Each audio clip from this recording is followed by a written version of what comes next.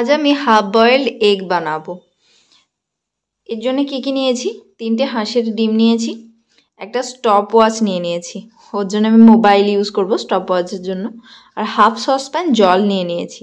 গ্যাসের মধ্যে সসপ্যানে জল বসিয়ে দিয়েছি, এটা ফুটে যাবে, ততক্ষণ অবধি ওয়েট করব। আর এটা একদম হাই হিটেই ফোটাবো, কোনো রকম লো হিটের প্রয়োজন নেই, হাই হিটে একদম ফোটাবো।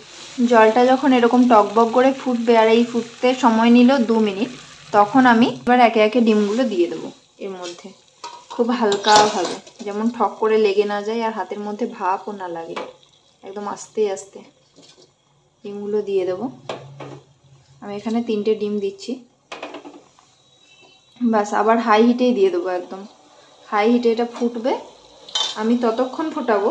এখানে আমি টাইমারটা লাগিয়ে দিচ্ছি, টাইমারটা আমি লাগাবো 6 মিনিট। এখানে এই যে 6 মিনিটের একটা টাইমার আমি লাগাচ্ছি, পাক্কা 6 মিনিট, আর এখানে হাই হিটে দিয়ে দিলাম।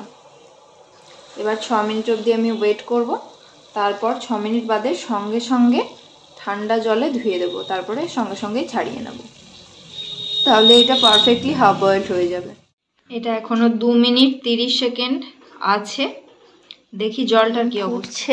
জলের মধ্যে সেদ্ধ হচ্ছে, জল ফুটছে, আর পাক্কা 1 মিনিট আছে, ডিম সেদ্ধ হচ্ছে এখনো।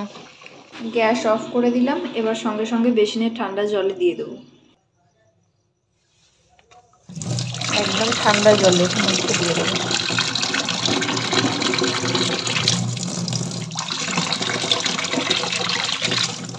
ঠান্ডা জলে দিয়ে দিয়েছি, এবার এটাকে ছাড়িয়ে নেব।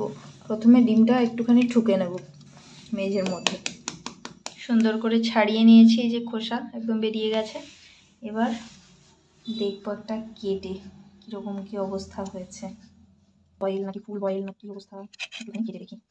এক হাতে ক্যামেরা, এক হাতে কাটিং। হ্যাঁ, এই তো হাফ বয়েল হয়েছে,